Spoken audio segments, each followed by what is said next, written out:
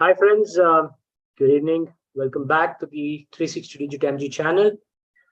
As part of the journey into your data science career, we are trying to impart our knowledge and ensure that you have very successful careers. As part of this particular program that we are conducting, I, Mr. Bharani Kumar, and then we also have Mr. Nitin. We try to basically ask the relevant questions that you probably will have to realize that are going to come in your interview preparation. So in the last sessions, we talked about the how the business interpretation has to be made, how your problem statements have to be interpreted and objectives have to be defined, and various aspects with respect to CRISP MLQ first module, which is business and data understanding, were covered. This week, we are going to talk about furthermore into data related aspects. We will talk about how the data is collected, what kind of data pre-processing you do, and all those aspects. Data becomes very crucial for any machine learning or data science implementation. So let me directly jump into the question now. And we have Mr. Bharani Kumar. He would be donning the cap of the interviewee, and I will be taking up the interviewer role today. And let me jump into the questions. So, Mr.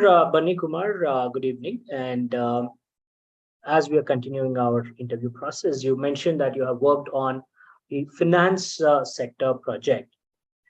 So, from that perspective, on the lines of your project, I would like you to talk about the data that you have worked on and how did you actually end up getting the relevant data. Let's start with that question. Sure. Thank you so much, Sharat, for that question. And the project that we have worked on was to predict the loan defaulters. As part of that, we have done our own research. We have gone and looked at our organizational OPAs, which is called as organizational process assets, within which we had the information of all the previous projects which we have accomplished, the data pertaining to that, the code pertaining to that, everything was available. And when we digged into that, we could figure out that we have done similar kind of projects in the past. And from that, we got a rough idea on what are the variables or features which would be needed to build a machine learning algorithm or to solve a business problem. So we picked those, we kept it aside. But then that project was dated back to 2017. And now we are in 2022. So a lot of things would have changed. A lot of new interesting use cases people would have solved. So we resorted to Google Scholar, which is a very good research forum. We tried to look for research articles. We try to look for latest of the advancements in the space of loan default prediction models.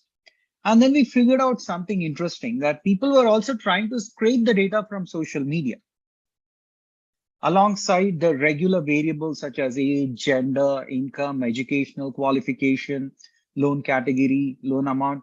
Given that these are all the run-of-the-mill features which have to be used in your data set, we also could figure out that we can scrape the data from social media.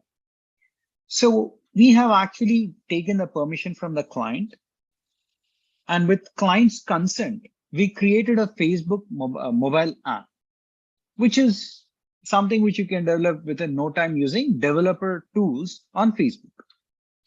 And then we had to also record the screen of the mobile app.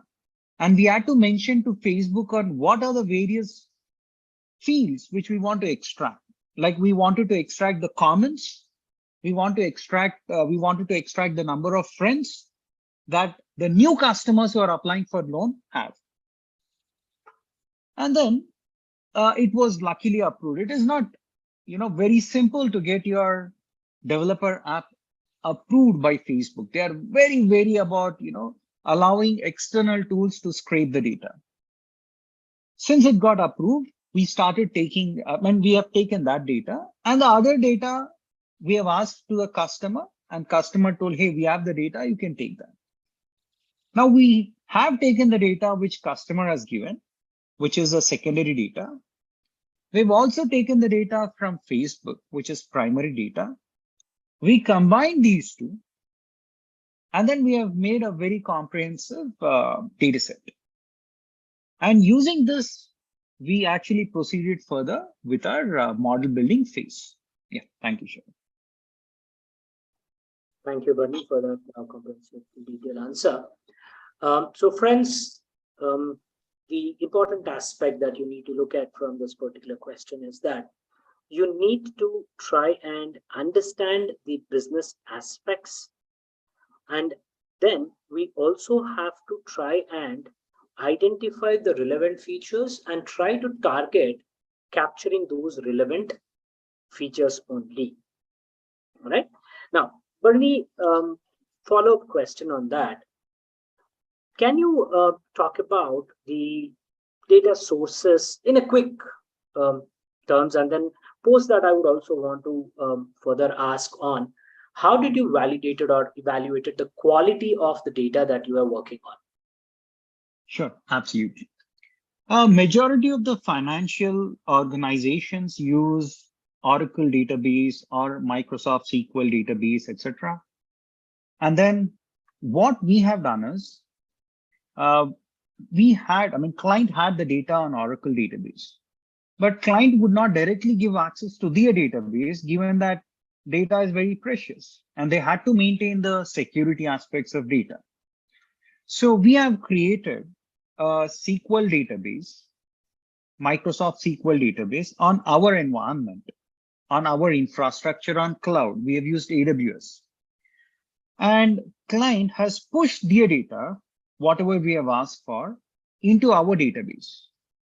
And then from our database, we had connected that to Python tool, and we have pulled the data into Python. We have done a lot of data pre-processing, and then we built the models, evaluated those, and then we pushed the results back to Microsoft SQL. And from there, it was again pushed back to the client server, and client at their end have integrated that with their business application.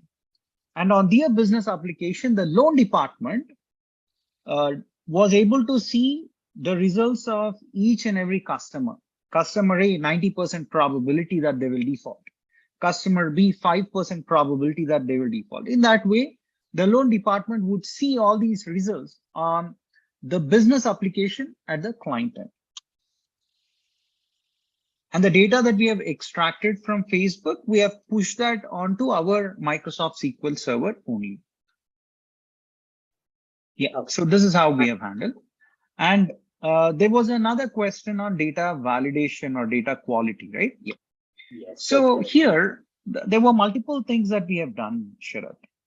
One is we have tried to understand whether the data quality is right or wrong. So, and this entire data was digitally getting recorded. So we had to do a logical validation. We have done exploratory data analysis. We figured out that age column had negative values, and age cannot be negative. And probably a newborn parent would open a bank account. So 0 years probably makes sense, but negative doesn't make sense. So we had to again go back to the client, check with them. And while they were pushing the data from Oracle database to Microsoft SQL database, because these two were from different vendors, Oracle and Microsoft, there were some issues in the integration, which resulted in certain values being recorded as -1. So we had to write a write code to convert these negative values into the actual values. And we figured out that these negative values were actually related to all the people whose age was 5 years. And it was accidentally getting printed as -1 for some reason. And we had to do a logical validation in a manual manner, and then we had to fix these kind of issues. So exploratory data analysis has immensely helped us. Thank you. Thank you. Thank you for that answer, Bernie. Again, follow-up question on that. You've been talking about social media data and survey data, right? Questionnaire data and all that. So from a data security perspective, I would like you to answer the question on how did you manage to actually get this data within the guidelines of your data security norms? What kind of standards were used? Absolutely. So when we have tried to scrape the data from Facebook, number one, we tried to look at their guidelines, and we understood that they were very clear in terms of using the data only for loan default prediction purpose. And we had to use it for no other purpose. Okay. Point number one. And also they told that this data cannot be, by any chance be circulated once again to the external parties, because you'll have the names of the people and the kind of emotions that they have been exhibiting on social media. If they are posting something about or against some government policy, then this customer who is using Facebook account should not feel bad that Facebook has allowed someone to scrape the data and this information is being published outside. So that is clearly the privacy breach. So we had to actually sign a lot of documents with respect to data privacy and security with Facebook also. And then the client clearly told that while I share the data with you, okay, I am going to mask the names of the customers and the email IDs of the customers will be masked. That's one thing. And then what we have told to the customer is that, dear customer, you need not even give us the nominal data, such as names of the customers, email IDs, phone numbers, social security numbers, because they would be irrelevant for us for model building itself. So very clearly, when we have collected the data itself, we have ensured that personal identifiable information, PII, personally identifiable information, was actually not even pushed to our servers. So those remain with the client only. And client has given us some mock IDs like ID 01, ID 02 in that way. And the app that we have built was actually shared with the new customers who were applying for the loan, and they had to log into this to authenticate and say that Facebook can, this company can actually extract the data from Facebook. Right? So the client authentication happened, the customer's authentication happened, and thereby we were able to abide by the data privacy and security norms. All right. Thank you, Bernie. So friends, just to add point here. So especially when we are dealing with client or customer personal details or sensitive details, there will be very, very stringent norms that have to be followed. We basically have to have the documentation abiding with all the security norms followed by the organization and by the individuals who are working on the project. In general, we basically call it as General Data Protection Norms, GDPR rules, that is General Data Protection Rules. And these are basically governed by the European bodies, and everybody who's working with data have to abide with these norms. It is not only confined to finance related projects, but any project which you feel that it is breaching the individual's privacy, then we will have to follow the or abide with the security norms. This is just to summarize the point. Now, Mr. Bernie, I would also want you to throw some light on how many versions of the data that you actually worked on, and were you able to actually deal with identifying these differences in the versioning? Yeah, Sharath, absolutely. So version control was extremely important for us when we worked on the project. Because when we started off working on the project, we have only resorted to secondary data, the data which customer has given to us. Of course, we have asked for relevant variables and customer has told that I have data for these variables and customer has given us the data. initial models that we built, the machine learning models, were based on this secondary data. And it didn't give us the desired results. So again, we went back to the drawing board. We tried to figure out that, getting the data from social media will make a lot of sense. So we extracted the data from social media and appended that to the existing data. So then we had the second version of the data.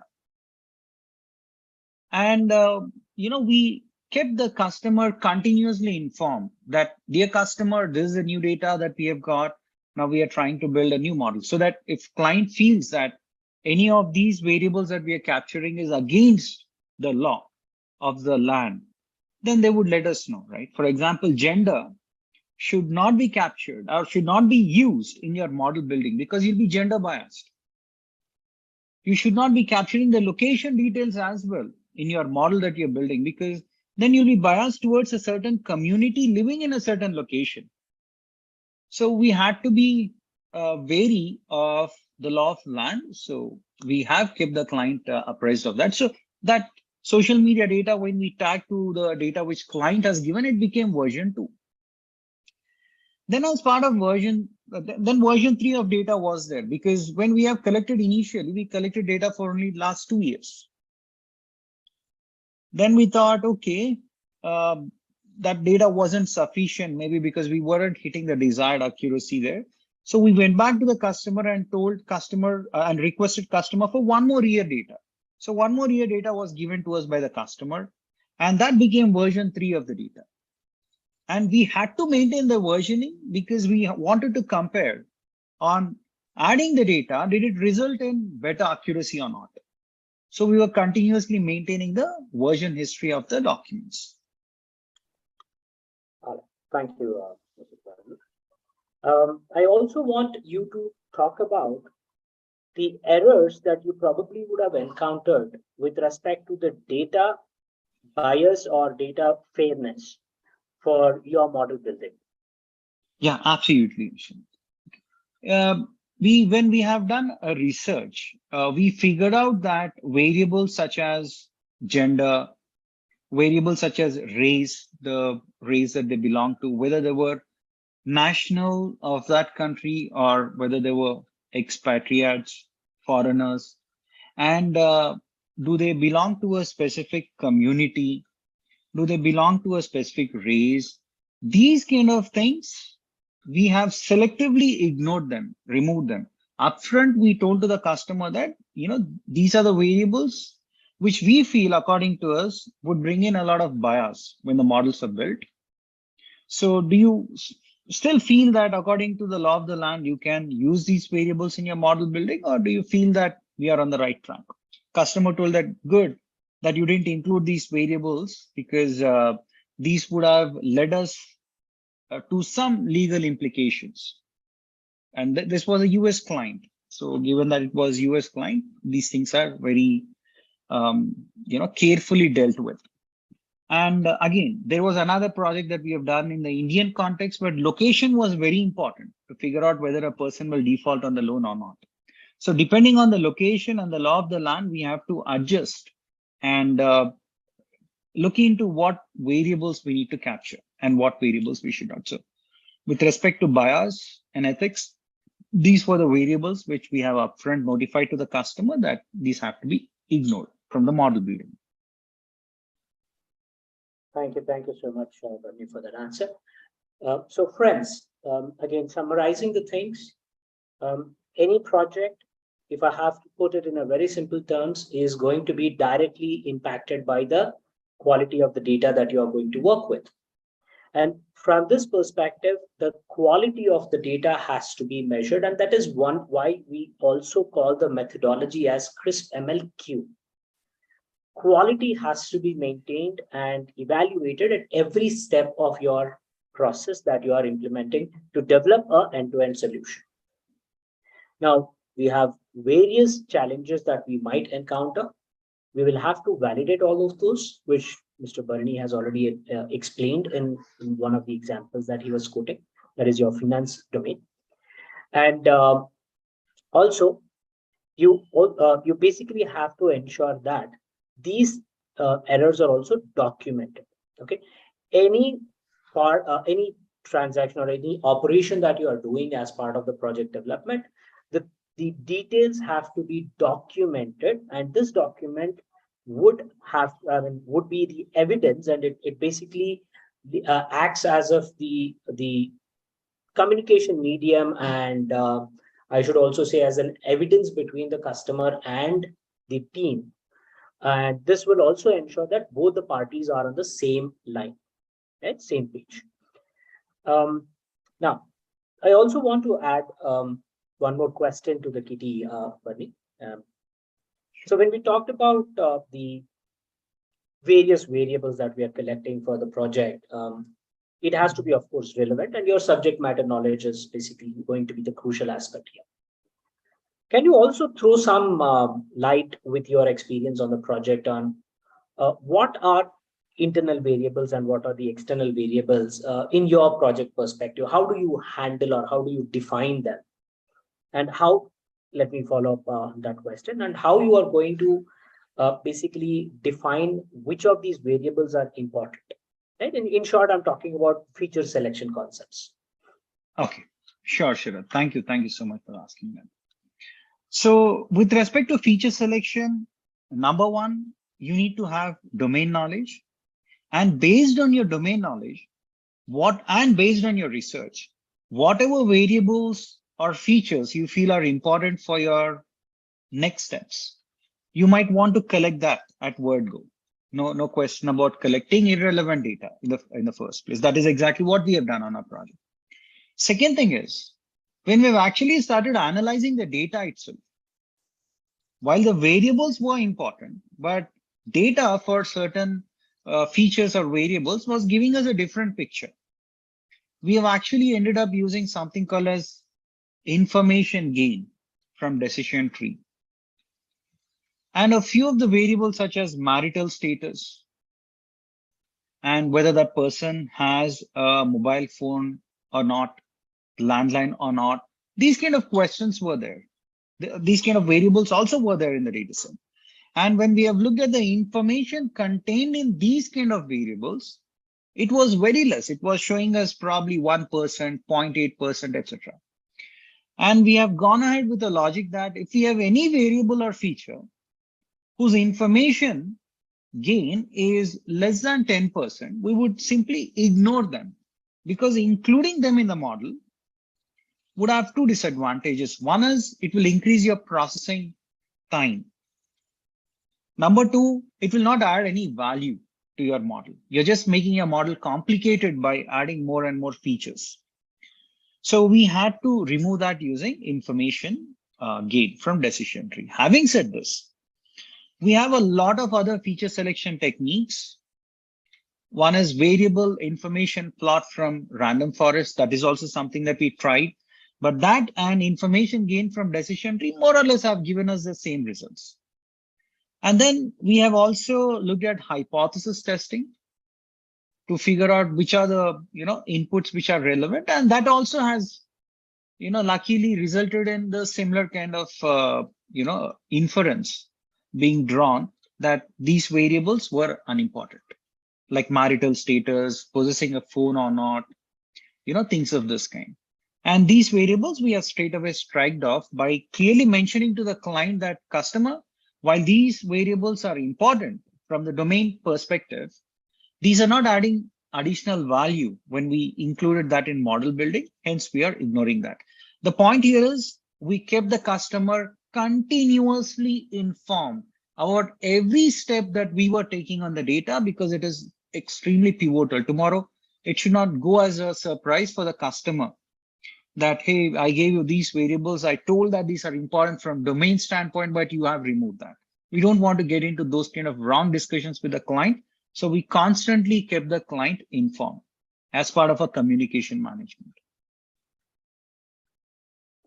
Wonderful, wonderful. So communication management is going to be one of the crucial aspects to maintain good relations with your customers, friends.